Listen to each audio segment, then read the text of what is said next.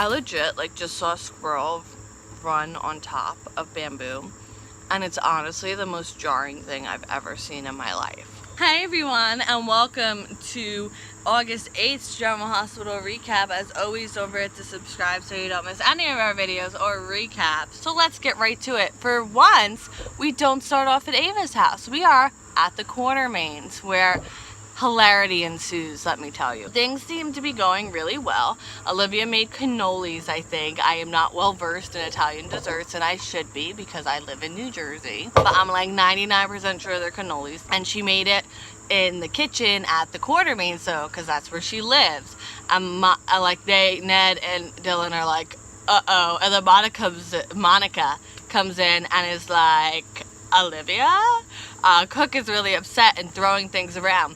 This person just doesn't sound very professional. Like, I know they're like a haha character we never see, and technically Cook too, because that's not super, you know, weird. I would never imagine, acting like that at work, I'm just saying. Ned is looking over ELQ numbers because Monica and Olivia go off in the hallway to speak. More on that in a second. The ELQ numbers are a major problem. Michael is trying to be too environmental. Dylan thinks Ned is the guy to refocus ELQ. Because like Ned has nothing against like being more environmentally conscious and doing stuff like that. He just feels that Michael's trying to single-handedly save the world with ELQ.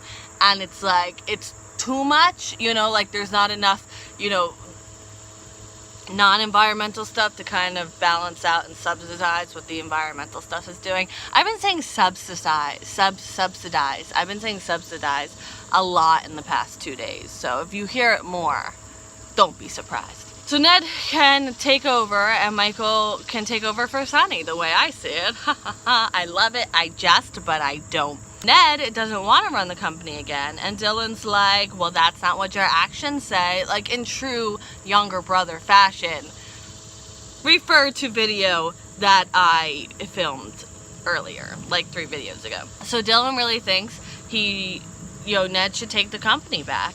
It kind of fell to Michael because nobody else wanted it, and Ned knows Michael won't just hand it over. You know, Michael, he might be all like more, you know, I'm Michael, I'm nice, I'm diplomatic, but Edward Savvy is like right under the surface. So in the hallway, Olivia feels the kitchen is the heart of the house, and she should be more than allowed to do stuff in there. And Monica says, not in this house.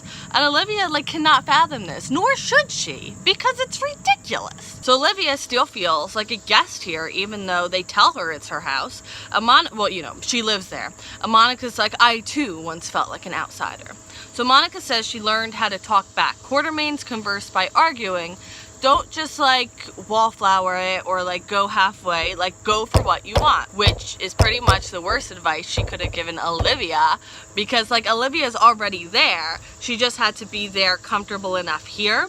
So if she's already there and Monica's take it up a notch, so now she's over here, you can't even see her anymore. So that's not going to end well. At General Hospital, Hayden got them plane tickets to Zanzibar. And if you know where Zanzibar is, comment in the comments and you will win a prize, which is basically just me saying, good job. Finn doesn't think he could just leave. He got his job back 2 days ago. What do you want to do? Call out on the first day? Oh. I saw movement out of my corner of my eye, but it was a butterfly. You just witnessed me getting afraid of a butterfly. And Hayden thinks they need to go now because soon it'll be wedding and baby prep and they won't have time to go, and she'll be too pregnant to go travel. So she even floats the idea of, we could go and never leave. He says, look, if Monica says yes, I'll go, and it'll be our honeymoon. But then they'd have to get married now, and neither of them wanted anything super huge anyway, because she had that the first time and he's not that kind of person. Could you imagine? That'd be if Jason got married at this big fancy wedding. So he's really excited for their future. This is it. They're gonna do it. I'm so excited. I wish I could be excited. I'm so mad because this is always what I wanted, and I can't even be excited about that. General Hospital has robbed me of that. Refer to Robert Palmer Watkins video. Refer there. Try to keep the salt out of the recaps, but little salty. So Jared comes in and it's like, I can't wait either because I'm Jared and I'm like the worst person in the world. And he hears that she was working here and had to come say hi because his name is Adam Green and they used to be married. Ha ha, at work because she was his work wife. They used to be co-workers. Ha ha ha. And Jared wants to have dinner, just the three of them. Then is like, oh darn, we can't because of our trip. We're taking a trip, Adam Green. So Finn is gonna go talk to Monica and Jared says to Hayden, he's like, really? You were gonna take a trip and what, convince him to stay? Like, what was your plan? And Hayden is like calling Jared on his bluff, I think, maybe, I don't know. Contrived drama, and I know that's really all soap operas are. Obviously someone writes them, but like, Jared issues veiled threats aimed at Finn's sobriety, that her coming clean could spark a relapse, and like, honestly, I can't. So Monica's at the hospital now. Finn tells her that him and Hayden are getting married soon, and she automatically gives him the time off for the marriage and the trip. So she's awesome, and I'm salty. Jason's looking for Sam, and so is Deanna. So Sam is in Sonny's room, and she's trying to figure out what happened. She did shoot him. She knows that for sure now. She can feel what's real and what's not, and she's really upset. You know, why did she shoot him? She loves him. He's family. He says, you know, it wasn't her, just like it's not him when he's having a manic episode. So he doesn't want her to have to relive it.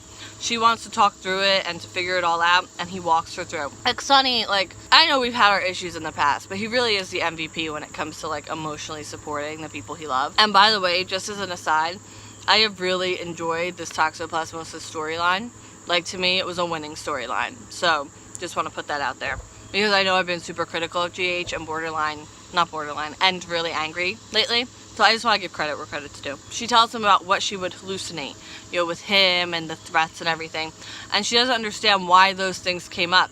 Because she's never felt that way about Sonny. Like, it makes no sense to her. Sonny says he knew something was wrong. He tried to talk her down. She remembers kicking him and walking away and left him to die. And she's horrified at herself. She's absolutely horrified. She's buried in guilt. He tells her it wasn't her, but she can't accept that. And he says he understands better than anyone. And he says she's not like him. Medicine will cure her. She will be able to move past this and never have to deal with it again. He takes her hand and she's still crying. So Jason and Deanna come in and take Sam to her room. She apologizes again and Jason stays in the room with Sonny for a hot second. So Jason thanks him for being understanding. Sonny's worried about her being so guilty that she feels the need to confess to the police. So Jason won't let her confess. This is all Garvey. They could all, you know, for all intents and purposes, Garvey shot him twice. They're on the same page. Sonny won't tell Carly for now because emotions are way too high. And as far as they're concerned, it's over and they'll move on. So it's not that they think Carly, like, just personality-wise, like, she'll talk to Sam, and Sam's too fragile to deal with that, you know? So at Sonny's, Michael's bothered by the shell casing. He thinks Jocelyn is too young to date, by the way. And then Nelle calls him out and like, oh, hardy har har, whatever. So I'm sorry. That was rude. That was rude. I'm sorry. It's too cringy. I'm sorry. The whole Nelle and Michael storyline, the freaking Michael and Kiki thinking they were cousins being attracted to each other was less cringy than this to me. Like, I will never be able to get over how they brought her on the scene with everything going on with Sonny. If that Sonny thing didn't happen, like, it's too cringy. I'm sorry, I can't. It's too cringy. So hopefully they're not endgame because otherwise it's just too cringy. So Carly comes in and she has good updates. Sonny will be fine. Nelle is gonna head out and Carly shields herself from any PDA they do. But she does tell Nelle that she couldn't have found Sonny without her help, and she thanks her, and Nelle tentatively accepts. And then Carly's like, oh, by the way, where did that shell casing come from? And Nelle says a friend of hers found it. He has an eye for turning junk into stuff. And now Carly is turning it into an interrogation, and she wants to meet this friend to really thank him, because without him, you know, So Michael walks Nelle out, and Carly isn't buying the story. She turns to Michael and is like, you didn't believe that, right? So Michael's like, Mom, stop looking for drama. And like, this bothers me. That he would turn it on her like that. Like, she's looking for drama when he knows that Nell just made that story up because he knows the truth about Jocelyn and Oscar and all that. For him to do that and make Carly, like, and to make it like Carly's in the wrong for not believing Nell's lie that he knows is a lie, is just, it irks me. It twists me the wrong way. That's what a teacher at core reporting school used to use twisting as like kind of a thing. I know where I get that from now. And it makes me feel that as legitimate as Nell's feelings may be for Michael, this relationship is making Michael do things he wouldn't normally do, like lie to his mother or make it seem like his mother's crazy for not believing something. And like, it bothers me, like right here, right here where like that feeling is, it bothers me right here. I'm getting more, I should just write here like what's giving me that feeling, because it's right there, At Kelly's, Oscar and Joss meet. She gives him the necklace back. She loves the necklace, and she says if her mom sees it, she'll get the wrong idea and she'll know everything was a lie, and she's gonna pick up. Carly's gonna figure out that Oscar's the one who gave it to Jocelyn, and then she's gonna know that Nell was lying, and she's gonna then know Michael knew Nell was lying, and it made her feel crazy. And this whole thing is bad. It's right here. It's gonna bubble up, and it's gonna then go into the throat. But right now, it's right here. That's how it happens. What bothers me starts right here. It gets up, and then I'm able to speak about it. It's exactly how it happened. What he made it from, a bullet casing, but a bullet.